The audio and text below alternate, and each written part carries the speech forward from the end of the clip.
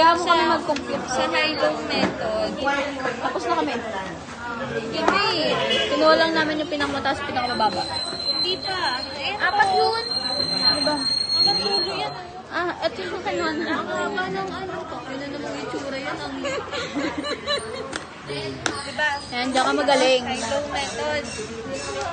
Guys, tandaan nyo hindi lang ito yung makikita nyo dito Pag meron kayong nakitang kunwari, ito, ganyan. Tapos may nakita kayong 3K, tatanggalin nyo siya. Oo, kasi parang i-remove yung parang ano ba yun. Tawag doon, yung basta mali, sabi ni sir.